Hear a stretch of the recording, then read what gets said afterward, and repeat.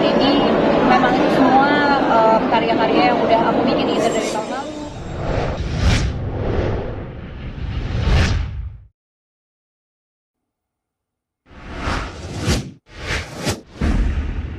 Dengan yang lain kita juga menyaksikan akhirnya untuk pertama kali film Bismillah Menikahi Suamimu.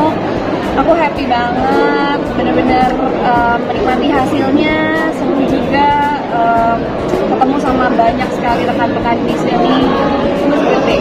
Setelah tadi nonton, gimana sih dari reaksi kamu melihat acting sendiri?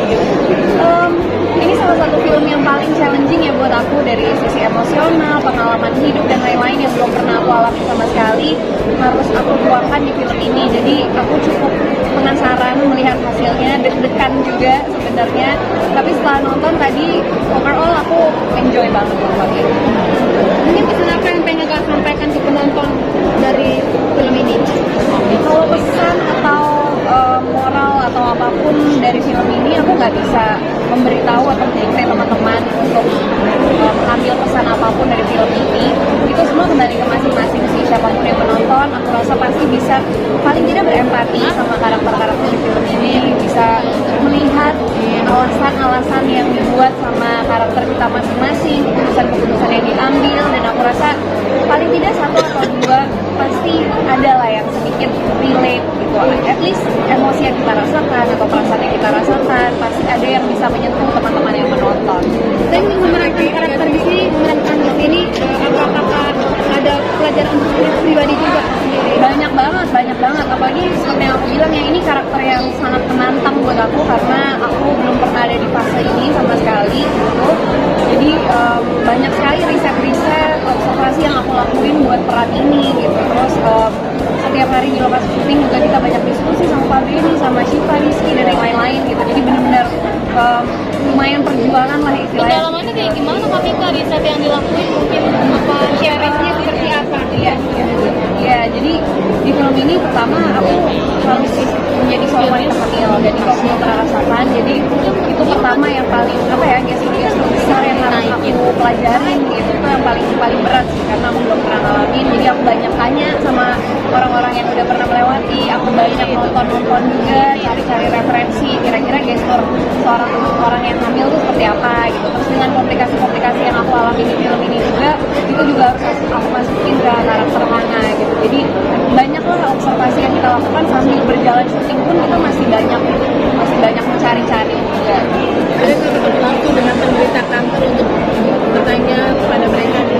Kebetulan aku pernah beberapa kali bertemu mungkin dari relasi-relasi gitu, jadi sedikit banyak aku tahu, tapi lebih banyak kami melakukan observasi juga gitu. Aku bersama dengan teman-teman cast yang lain sepanjang kita reading sambil kita juga lihat-lihat di internet, kita ngobrol-ngobrol karena workshop dan waktu syuting yang tidak begitu lama, jadi kita juga tidak terlalu banyak aksi-aksi yang bisa kita lakuin gitu untuk mendalami peran. Cuman kami melakukan upaya sebisa mungkin untuk benar-benar mendalami peran ini dengan keterbatasan yang kita punya gitu. Cuman kan sekarang udah di internet, udah ada buku-buku juga, ada film-film yang bisa kita jadikan sebagai referensi. Mika, suami seperti apa? Suami tidak mendampingi nih melihat filmnya? Baik-baik aja, tadi nonton juga menikmati gitu. Ada komentar apa? Nah, komentar apa belum tahu ya, belum ngobrol-ngobrol. Tapi Mika takut nggak sih mungkin ini kan kayaknya semua perempuan nggak mau ya dari posisi ini, gimana Kak Mika dari pandangan Kak Mika sendiri ya?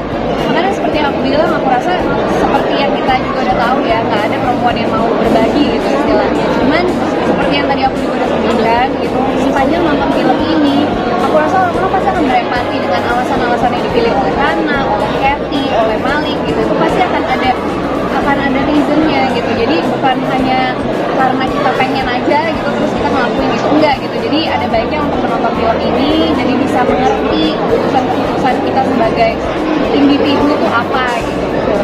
Tapi beneran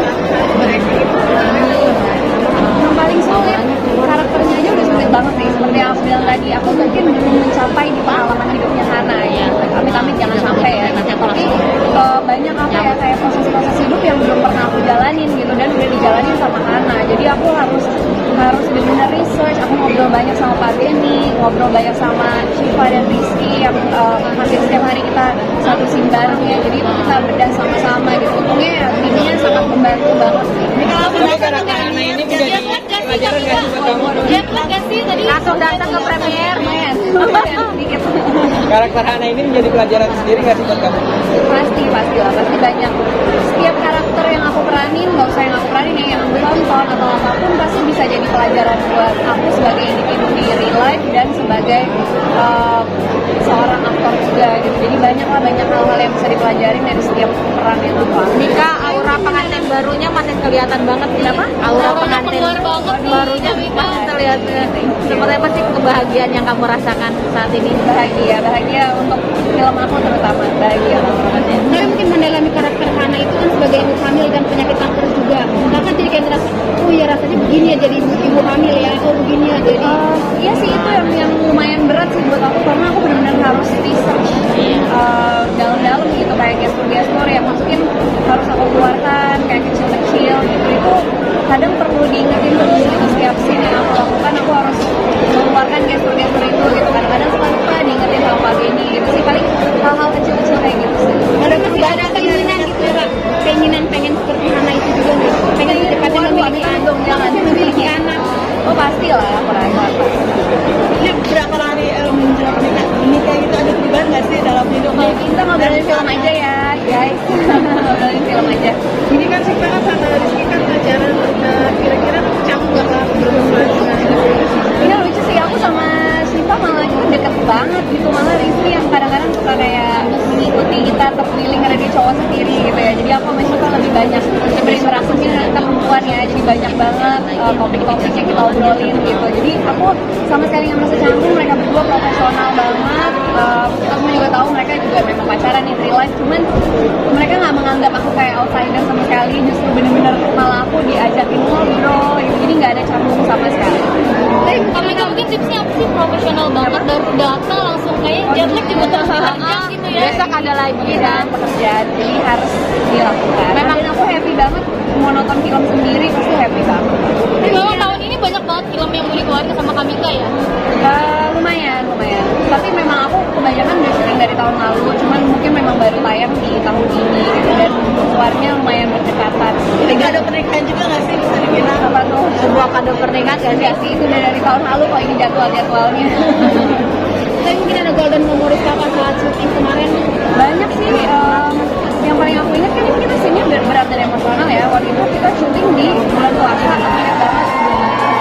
Syifa dan Rizky dan seluruh kru yang berpuasa tuh lumayan berat sih waktu itu syutingnya. Apalagi adegannya mungkin kalau ditonton ya, nangis-nangisan semua itu bener-bener lumayan berat, terutama buat teman-teman yang puasa. Itu sih aku ingat banget gitu waktu itu. Jadi kayak aku waktu itu mau minum aja tuh bener-bener kayak gak enak banget rasanya di, apalagi Rizky sama Syifa gitu. Jadi kadang-kadang aku suka mengikuti gitu supaya kasihan gitu karena ngelihat mereka, padahal adegan kita kan benar-benar berat-berat banget, nangis-nangisan, emosional gitu. Jadi aku salut sih sama Syifa, Rizky dan semua tim yang waktu itu syuting film seberat ini di bulan puasa gitu. Pas kayak menikah ada perbedaan nggak sih Kak? Kita ngobrolin film aja. Saya kejar setoran ya bisa dibilang seperti itu. Kenapa? Tahun ini kejar setoran bisa dibilang seperti itu. Aku normal aja sih tahun ini, berkarya udah pasti gitu. Jadi apapun yang aku rilis di tahun ini memang itu semua karya-karya yang udah aku bikin either dari tahun lalu atau series apa yang mau tayang juga udah dari 2 tahun lalu. Malah waktu itu kita syutingnya, jadi memang mungkin kebetulan di tahun ini kayaknya berdekatan. Ada target memang tahun ini mau apa lagi sih Kak? Selain Gak ada target yang gimana. Momongan mungkin, momongan sayangan. Amin.